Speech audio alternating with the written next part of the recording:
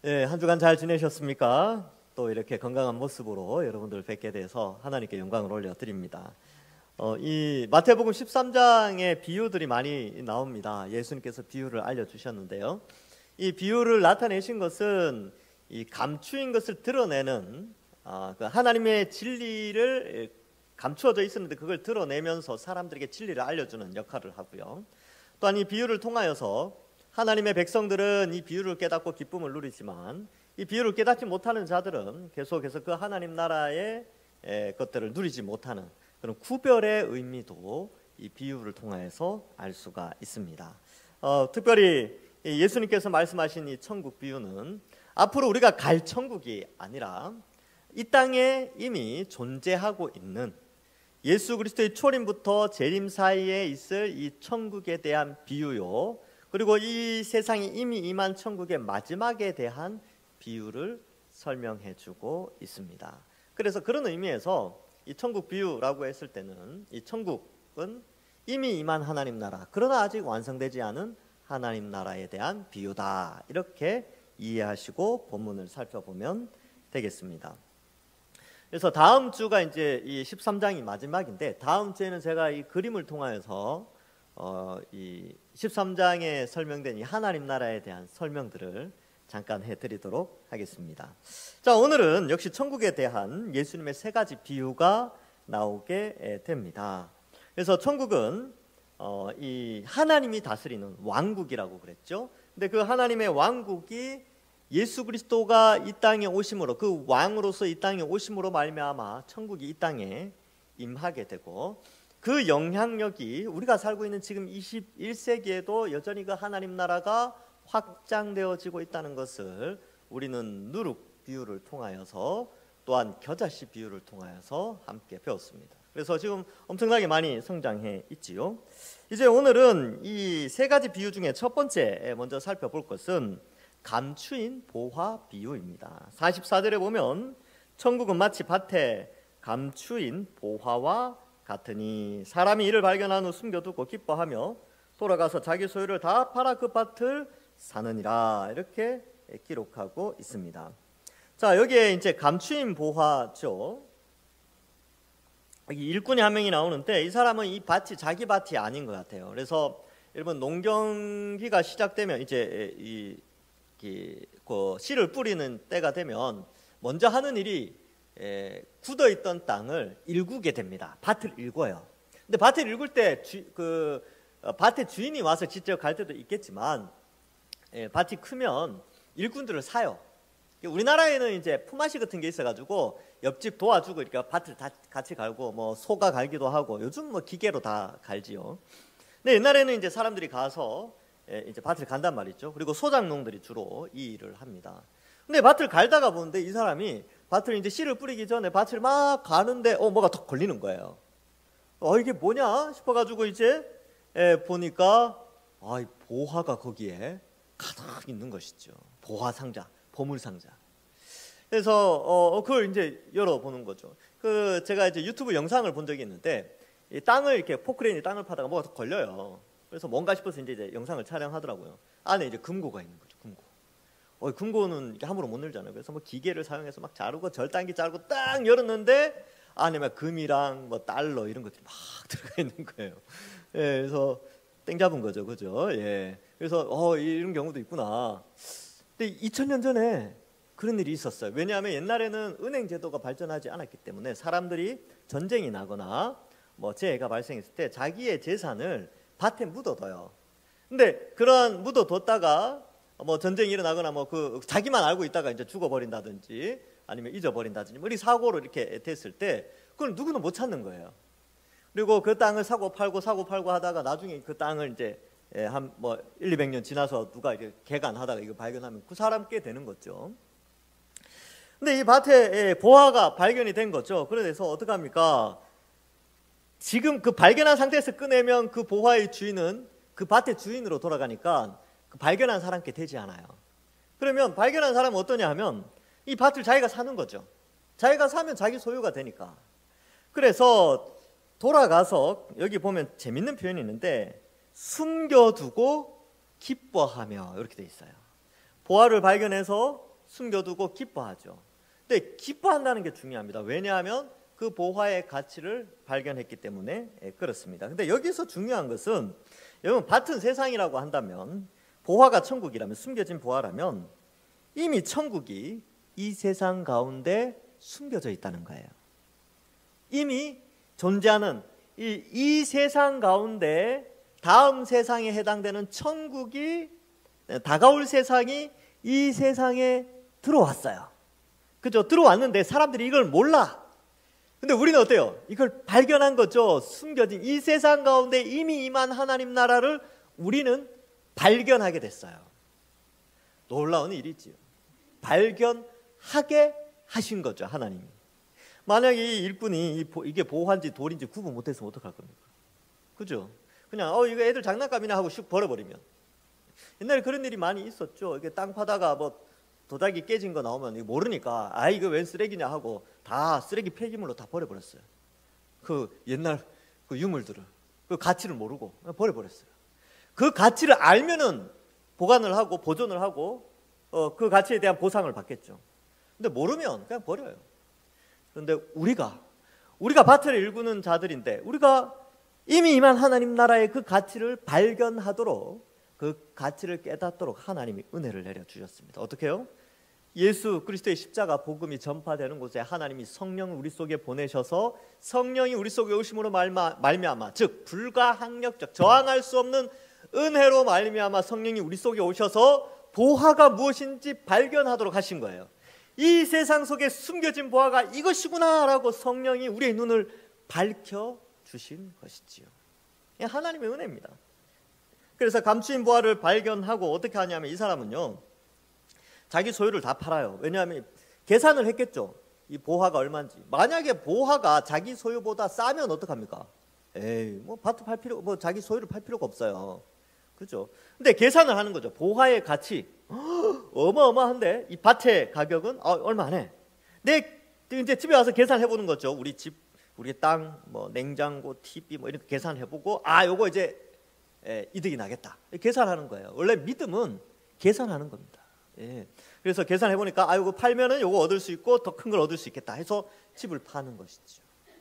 땅 팔고, 집 팔고, 땅 팔고, 냉장고 팔아 기어이 그 밭을 사고 말 거야 라는 어린이 찬양이 있습니다. 얼마나 성경적인지요. 그래서 사람들은 생각하죠. 이제 주변 사람들이 생각하는 거예요. 밭에 일하다 온 사람이 갑자기 집을 팔기 시작하는 거죠. 이해가 안 되죠. 집을 팔아요. 근데 왜 집 파냐니까, 저 밭 살려고. 저 밭을 왜 사? 야, 너 집 살아야지. 너 냉장고 있어야지. 땅도 있어야 하는데 왜 저걸 사냐고. 사람들은 이해 못하죠. 근데 그 사람은 어때요? 표정이 밝아요. 괜찮아. 몰라도 돼. 내가 알아서 할게. 확신을 가지고 하는 거죠. 근데 세상은 몰라요.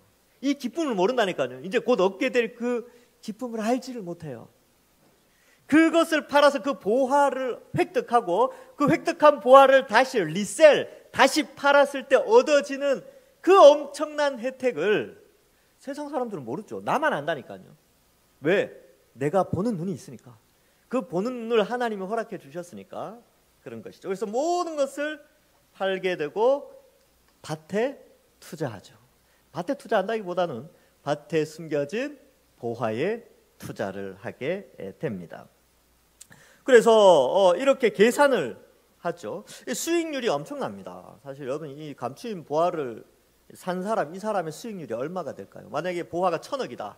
근데 밭이 1억밖에 안 해. 그럼 어떻게 하겠습니까? 자기 집 다 계산해보니까 1억밖에 안 나오는 거죠. 그래서 다 팔았어요. 그래서 밭을 샀죠. 거지가 됐어요. 밭만 있어. 근데 어때요? 그 속에 있는 보화를 가지고 있는 거죠. 이것은 내 거다 라고 하면서 그의 마음은 어떨까요? 엄청 행복하겠죠. 그래서 홍콩 경매장에 탁 내는 거죠. 경매가 100억. 그럼 어떻게 합니까? 100억 받아서, 옛날에는 1억짜리 집 살다가 이제는 100억짜리 집을 사든지 뭐 10억짜리 집을 사죠. 나머지는 뭐 또 알아서 쓰겠죠. 상상만 해도 행복하지 않습니까? 그렇죠? 여러분, 우리가 그 행복을 이미 가지고 있는 사람이에요. 우리는 이 땅에서 이미 임한 하나님 나라를 발견하고 그것에 이미 뛰어든 사람이죠. 그리고 어떻게 결단했습니까? 내가 이제 전생에 들어서 하나님께 예배자로 서겠다. 내가 평생 하나님께 예배하는 자로 하나님을 찬양하고 하나님을 경배하고 하나님의 말씀을 알아고 하나님께 기도하며 하나님만 의지하며 살아가겠다라고 내 인생을 전부 건 사람들이 바로 우리들입니다. 그래서 이 새벽은 아니죠. 이 아침에 여기 나와 있는 거죠. 잠자야 되는 시간에, 그리고 쉬어야 되는 시간에 나와가지고 예배 드리고, 또 우리 교사들 또 봉사하고, 또 봉사자도 식당 가서 봉사하고. 왜 그렇게 합니까? 우리는 이미 이 가치를 깨달았기 때문에. 그래서 이 예배를 드리는 거예요. 그리고 죽을 때까지 내가 이 예배 드리겠다 결단하는 거죠. 그것이 바로 여기 나오는 자기의 소유를 다 팔아 자기 인생을 전부 다 헌신해서 예수님을 따라가는 삶을 살게 되는 것이죠. 그것을 마태복음이든 마가복음이든 누가복음이든 제자들의 삶이 그것을 보여주는 거죠. 그 그물과 배를 남겨두고 예수님을 쫓아갔더라. 마태 같은 경우는 세간을 버려두고 예수님을 쫓아가게 되죠. 그것이 바로 여기 나오는 자기 소유를 다 팔아 그 밭을 사는 행위와 동일한 모습입니다. 그래서 여러분, 투자 잘 하셔야 됩니다. 그리고 투자를 할 수 있는 눈을 우리에게 주셨어요. 성령이 그 눈을 밝혀주셨습니다. 여러분, 아까 1억에 사서 1000억의 가치가 있다는 것은 1000% 이익이죠. 맞나요? 100%가 2배니까 1000%가 아니죠. 하여튼 1000배의 이익이죠. 1000배 이익. 1000배 이익을 그 사람은 가진 것을 우리는 부러워하지만, 여러분, 우리가 하나님 나라에서 받을 것은요 1000배가 정도가 아니라니까요. 왜냐하면 시간으로 그 가치를 끝까지 공유할 수 있기 때문에 그래요. 이 땅에서 누릴 수 있는 1000억이라고 해도 그거 100년을 못 씁니다. 그죠? 100년의 시간 안에서밖에 이 가치가 없어요. 근데 하나님 나라에서 받는 상급은요 이게 가치를 따질 수 없어요. 왜냐하면 이게 영원한 시간 동안 그 혜택을 누릴 수 있기 때문에 그렇습니다. 그러니까 엄청난 것이죠. 그러니까 이 생애에서 하나님께 모든 것을 맡기고 하나님께 전적인 헌신을 하게 되는 것이죠. 여러분, 상이 있습니다. 상이 있어요. 그래서 투자 잘 하셔야 됩니다. 네. 이 땅의 투자는 실패하죠. 때로는 실패할 확률이 높습니다. 근데 하늘 투자는요 실패가 없다니까요. 그래서 마태복음 10장 41절과 42절에 선지자의 이름으로 선지자를 영접하는 자는 선지자의 상을 받을 것이요, 의인의 이름으로 의인을 영접하는 자는 의인의 상을 받을 것이요, 또 누구든지 제자의 이름으로 이 작은 자 중 하나에게 냉수 한 그릇이라도 주는 자는 내가 진실로 너희에게 이르노니 그 사람이 결단코 상을 잃지 아니하리라 하시니라. 여러분, 이 냉수 한 그릇, 사실 이거 먹는다고 누가 상 줍니까? 누가 지나가다 목마르대요. 물 한 잔 마셔서 누가 상을 줍니까? 그냥 괜찮다 이 정도지. 그러나 하나님은 그것도 상으로 다 정산해 주신다는 것이죠.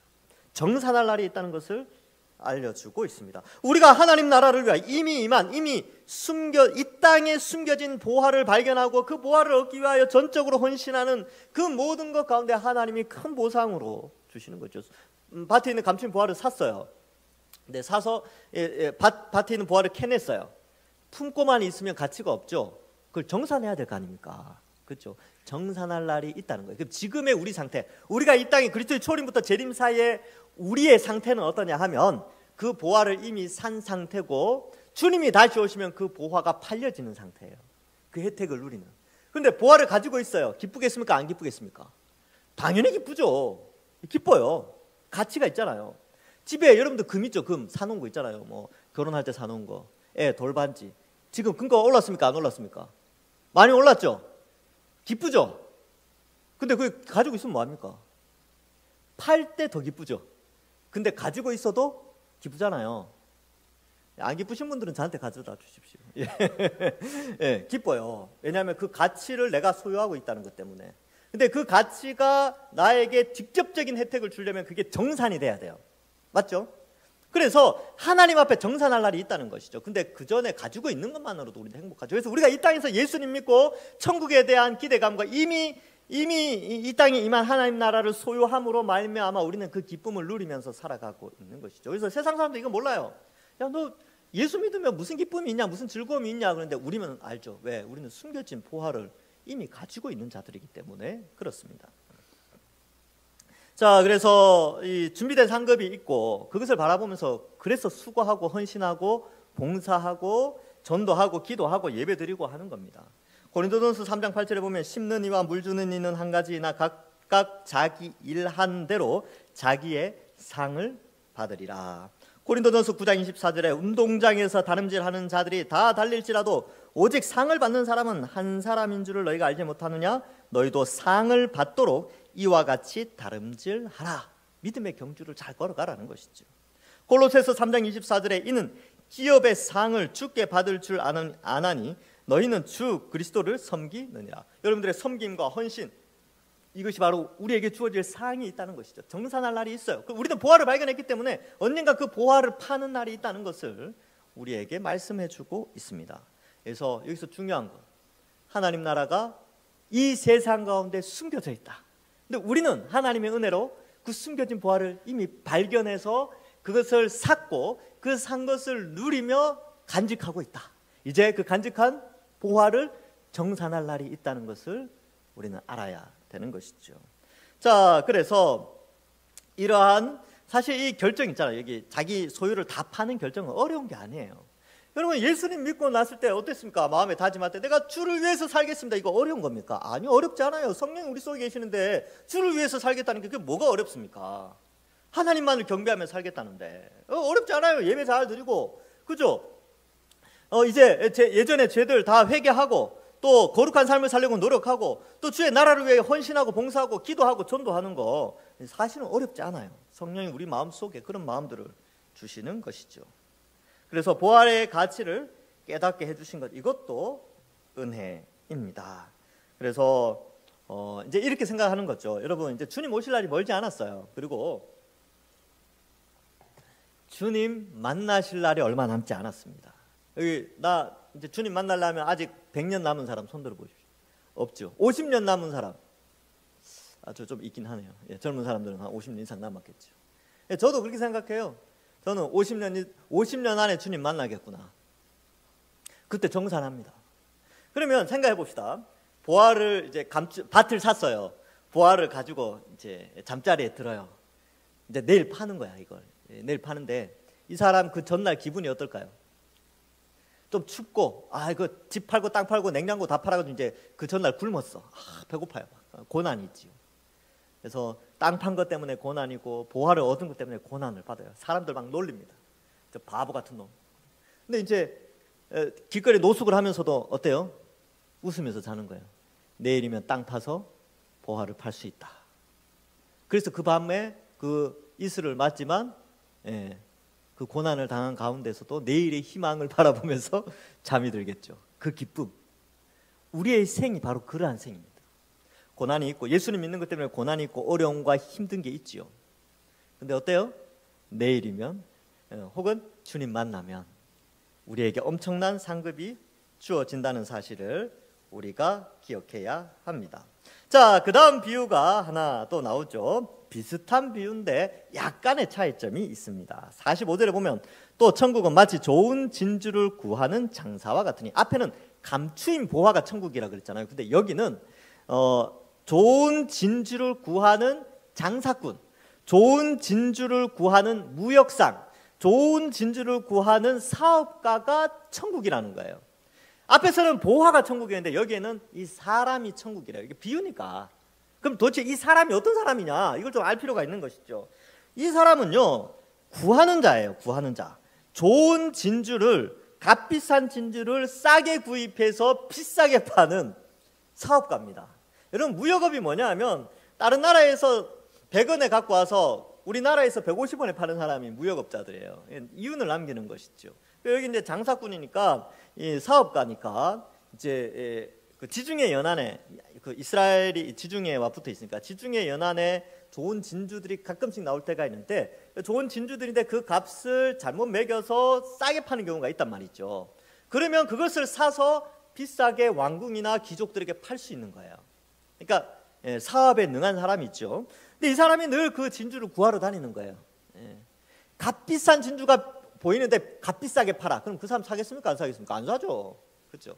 근데 너무나 값진데 그 값진 자기가 계산한 가격보다 훨씬 싸게 판다. 그러면 당연히 그걸 사는데, 어느 날 봤는데 지중해 연안에 뭐 두로나 시돈 이쪽으로 갔는데 세상에 너무나 예쁜 빛깔과 경도와 모양이 최고의 값어치를 가진 진주. 근데 조금 비싸요. 1억. 근데 이 사람이 이걸 딱 보는 순간, 우와, 이건 1000억의 가치가 있다. 이렇게 생각하는데 자기 재산을 계산해보니까 1억밖에 없어. 근데 그 진주가 1억이에요. 그럼 어떻게 하겠습니까? 당연히 자기 재산 팔아서 1억에 사서 귀족들이나 왕궁에 1,000억에 팔겠죠. 그게 사업가입니다. 사업을 하려면 그 정도 배포는 있어야죠. 예. 그래서 다 팔아서 진주를 샀어요. 예. 그리고 그것을 이제 소유하게 됐죠. 그래서 46절에 극히 값진 진주 하나를 발견함에 가서 자기의 소유를 다 팔아 그 진주를 사느니라. 그래서 이 값비싼 진주는요, 값비싼 대가를 치르고 얻게 됩니다. 그래서 여러분, 우리의 신앙도 마찬가지입니다. 여러분, 이 장사꾼이 하는 것처럼 우리는 값비싼 대가를 치를 때도 있어야 되는 거예요. 이 천국을 소유하기 위해서는 때로는 대가를 치릅니다. 시간, 그다음에 재물일 수도 있고요. 또 힘일 수도 있어요. 이 모든 것들을 치루할 때 이 천국을 기쁨으로 누릴 수 있게 됩니다. 이 상급을 누릴 수 있게 되는 것이죠. 그래서 여러분, 십자가 사랑은요, 십자가 복음은 값비싼 은혜입니다. 그 가치가 너무나 귀해요. 근데 오늘날 너무 값싸게 생각하는 거죠. 값싼 건 뭐냐면 회개도 하지 않고, 뭐 죽기 전에 회개하면 천국 간다며, 뭐 그렇게 생각하지 뭐. 뭐 예수님 믿어도 죄 지어도 뭐 천국 간다 그러니까 뭐 제 마음대로 짓고 예수님 믿지 뭐. 이런 것이 바로 값싼 은혜, 값싼 복음이에요. 그는 복음이 아니고 이단 사상이죠.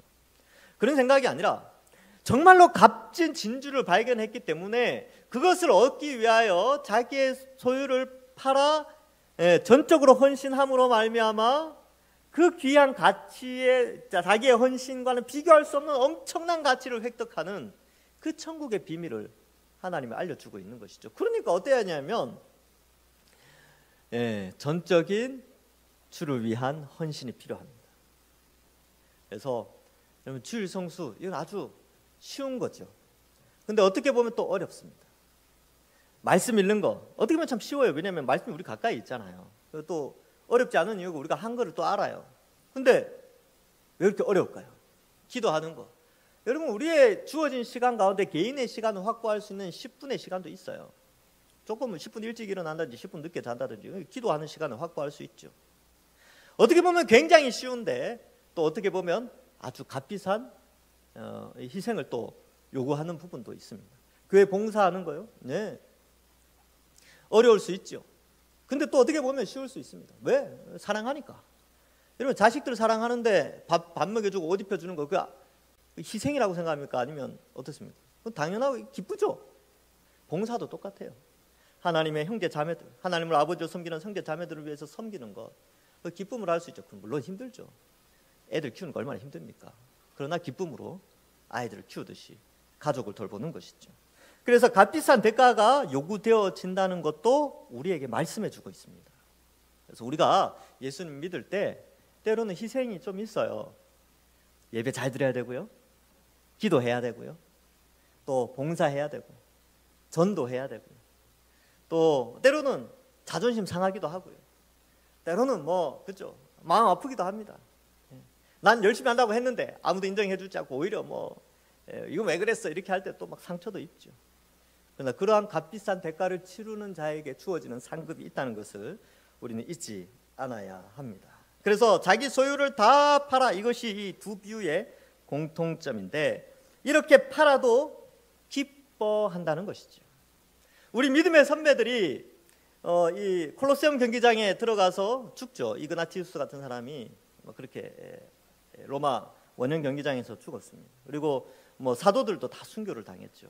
그들이 그러한 순교 앞에서 그들이 그것을 극복할 수 있었던 것은 바로 이 감추어진 보화를 발견했기 때문에, 값진 진주의 가치를 알았기 때문에 자기의 생명까지도 다 내어놓고 이 천국을 소유하는 그러한 모습을 우리에게 보여주었습니다. 우리는 비록 그런 시대는 아니지만 우리도 바로 이 하나님을 섬기는 데 있어서 이러한 값비싼 대가를 치름으로 말미암아 더 큰 값진 은혜를 누리게 해주신다라는 것을 말해주고 있습니다. 자, 그래서 여러분, 제가 사진 하나를 보여드리겠습니다. 꽃병 사진입니다. 꽃병 사진 이렇게 생겼어요. 이렇게 생겼어요. 여러분, 얼마 정도로 되어 보이십니까? 이 사진은 이제 3년 전 뉴스에 나왔던 사진인데요. 이 꽃병이 1954년 런던에서 6만 원에 팔렸어요. 6만 원. 런던에서 6만 원에 팔렸습니다. 근데 그 6만 원에 산 사람이요, 1954년 연말에 12만 원을 주고 팔았어요. 예, 2배의 값을 받았죠. 팔 때 얼마나 기분 좋았을까요? 야, 6만 원에 사서 12만 원에 팔았으니까. 근데 12만 원에 산 사람이 이걸 가지고 있다가 자기 딸에게 이렇게 줬나 봐요. 그래서 2020년에 그 딸 되는 사람이 80세가 됐어요. 그래서 이 꽃병을 일으키는데 미술품 수집가가 지나가면서 이 꽃병을 본 거예요. 꽃병 주위에 막 고양이들이 막 돌아다니고 막 그러고 있는 거죠. 막 깨질 것 같고 막 그런데도 보관이 잘 돼 있었어요. 근데 미술품 수집가가 딱 보니까 이거 청나라 것 같은데? 이렇게 생각한 거죠. 그래서 그 사람에게 이 꽃병을 사요. 얼마에 샀는지 알 수 없는데 한 100만 원 정도라고 잡아봅시다. 그러니까 그 파는 사람도 생각하겠죠. 야, 이거 우리 엄마가 12만 원에 주고 샀는데 저 미술품 수집가가 100만 원에 산대. 팔까 말까? 100만 원이면 벌써 몇 배야? 거의 10배인데? 파는 거죠. 팔았어요. 그래서 실제로 팔았어요. 근데 이 미술품 수집가가 이걸 가지고 홍콩 경매시장에 내놨어요. 얼마에 팔렸을까요? 알고 보니까 이것이 중국 청나라 시대, 18세기 청나라 시대 걸륭제라는 황제가 사용했던 꽃병이었습니다. 실제로 역사적 사료나 이런 것들로 다 검증이 되어져서 홍콩 경매시장에 났는데 이게 100억에 팔렸어요. 100억에. 예. 여러분, 그 미술품 수집가가 여기 나오는 값진 진주를 구하러 다니는 이 사업가예요. 바로 이런 겁니다. 그 미술품 수집가 땡 잡았죠. 근데 여러분, 이건 100억밖에 안 해요. 우리는 천국을 발견하고 우리의 전생애를 드리겠다고 약속했잖아요. 그리고 그 투자를 하고 있잖아요. 여러분, 나중에 얻을 것은 100억보다 비교가 안 돼요. 그래서 우리 이런 사실을 보면, 제가 뉴스를 다 검색해가지고, 뭐 하여튼 어느 뉴스에도 나오고 인터넷 기사에도 나온 걸 제가 다 해서 이제 이야기한 거예요.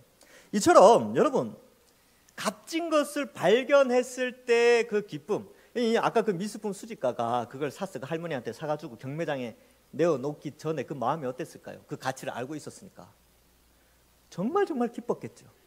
그렇죠? 많은 사람들이 놀릴 수도 있어요. 야, 무슨 꽃병이 100만 원씩이나 하냐. 저렇게 오래된 거 제가 고양이 똥도 묻어 있고 고양이 오줌도 싸고 막 그랬는데 미쳤다. 저걸 100만 원에 사다니. 그럴 수 있잖아요. 근데 어때요? 그 가치가 100억이죠. 10,000배의 수익을 가져다 주는 것이죠. 천국은요, 그것과 비교할 수 없이 엄청난 수익을 우리에게 가져다 줍니다. 우린 저 꽃병보다 더 가치 있는 걸 소유한 사람들이 이미, 그러니까 기분이 어떻겠어요? 기뻐하겠죠. 네, 기뻐해요. 표정들 한번 보세요. 지금 이제 대박이 준비되어 있는 그런 표정인가? 우리는 그렇게 살아가는 거죠. 천국이 우리에게 있으니까. 베드로전서 1장 7절에 이런 말씀이 나옵니다. 너희 믿음의 확실함은 불로 연단하여도 없어질 것보다 더 귀하여 예수 그리스도께서 나타나실 때에 칭찬과 영광과 존귀를 얻게 할 것이니라. 우리에게 주어질 보상은 칭찬, 영광, 그리고 존귀, 사라지지 않는 영원한 것이지요. 천국에서도 뭐 1,000원 가졌다, 10,000원 가졌다, 100만 원 가졌다, 그거 누가 따지겠습니까? 다 잘 사는데. 천국에서 영원한 보상은 칭찬과 영광과 존귀죠. 우리가 이것을 가지고 있습니다. 그래서 이 땅에서 우리가 헌신하는 것이죠. 세 번째 비유를 보겠습니다. 세 번째 비유는 이제 그물 비유인데, 이 그물 비유는 앞에 나왔던 참밀, 알곡과 가라지, 독보리의 비유와 거의 흡사합니다. 그래서 각종 물고기를 모는 그물과 같으니, 이 어부 출신들이 많았죠. 또 갈릴리 지역이니까 이 물고기 그물 비유 이런 거 하면 머릿속에 쏙쏙 들어와요. 그래서 그물이 가득하니까 끌어내죠. 끌어내는데 여러분, 유대인들은 먹지 못하는 그 물고기가 있어요. 메기 이런 거 못 먹어요. 비늘 없는 거 못 먹습니다. 오징어 뭐 이런 거. 그러니까 지중해에서는 오징어나 뭐 이런 거 잡히겠죠. 갈릴리에서는 어때요? 메기 같은 거 잡히겠죠. 갈릴리는 이제 담수니까. 그러니까 이 일반 민물이니까 이게 잡힌단 말이죠. 잡히는데 거물을 다 올리는데 비늘 있고 먹을 수 있는 거는 이제 걸러내요. 왜냐면 상품성이 있으니까. 이스라엘 지역에서 메기 모아가지고 팔면 아무도 안 사갑니다. 이 부정한 음식이기 때문에, 부정한 짐승이기 때문에 먹을 수가 없어요. 그래서 그런 것들은 다 버려요.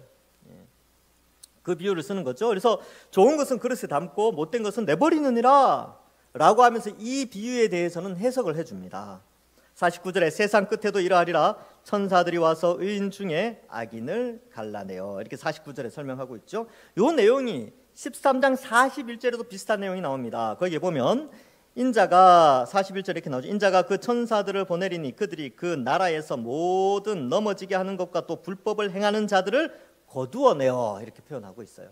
여기서는 악인이지만 앞에서는 불법을 행하는 자 그리고 넘어지게 하는 자들 다 거두어내어서 어떻게 하느냐, 42절에 보면 풀무불에 던져 넣듯이 50절에도 풀무불에 던져 넣게 됩니다. 지난번 이 비유, 이 가라지 비유할 때 했던 것처럼 풀무불은 용암, 이게 용암 혹은 그런 거죠. 쇠를 녹이는 그런 거예요. 근데 거기 들어가면 모든 것이 사라지는데 지옥은 그 뜨거운 불에 들어가도 사라지지 않고 오히려 슬피 울고 또 고통을 당하며 이를 가는, 그 고통 때문에 이를 가는 거죠. 그러한 곳임을 나타내고 있습니다. 우리는 지옥이 아니라 우리는 천국 백성이죠.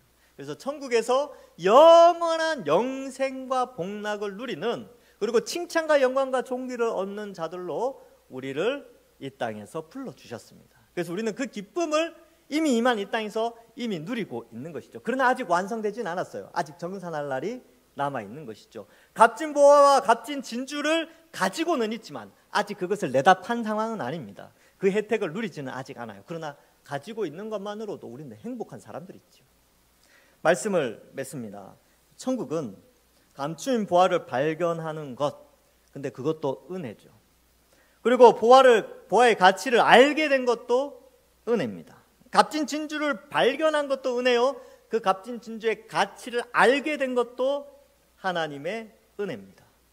그러한 은혜 가운데 하나님 우리에게 요구하시는 것은 그 은혜에 합당한 하나님의 백성으로서, 천국 백성으로서의 모든 것을 거는, 천국을 향하여 우리의 생을 거는 그러한 요구, 희생도 말씀하고 있습니다. 그러나 그 희생이 없어지는 것이 아니라, 자기 소유를 전부 파는 그 희생이 없어지는 것이 아니라 너무나 큰 상급으로 우리에게 주어진다는 것을 오늘 천국 비유를 통하여서 우리에게 말씀합니다. 여러분, 그러므로 예배에도 힘쓰시다. 우리의 전생을 들여서 예배자로, 주일 예배 잘 드리고 매일매일의 거룩한 삶의 예배도 잘 드리고 말씀 읽고 기도하고, 또 마음에 움직임이 있으신 분들은 봉사도 하시고, 또 봉사할 만큼 힘이 없으시다, 은퇴하신 분들은 그렇죠. 기도하시고 또 전도하시고, 이렇게 주를 위하여 생을 바치는 그러한 삶을 통하여 하나님으로부터 크신 상급을 받는 것이죠. 그로 말미암아 주님 만났을 때 정산되어지게 되고, 그날 우리에게 그 보화가 정산되고 진주가 정산되어져서 우리에게 엄청난 상급으로 주어진다는 사실을 믿고 이번 한 주간도 주의 나라를 위하여 헌신하며 또 믿음 생활 잘 하시는 우리 모든 주의 백성들 되기를 주님의 이름으로 간절히 축원합니다. 기도하겠습니다. 하나님 감사합니다. 우리에게 보화를 발견할 수 있는 은혜도 주시고, 이 세상 가운데 하나님 나라가 숨겨져 있었는데 우리가 그걸 바라보고, 또 값진 진주를 볼 수 있는 눈과 또 그것을 위하여 뛰어들어 헌신하고 수고하고 또 주의 나라를 위해 살아갈 수 있는 은혜도 더하여 주시니 감사합니다.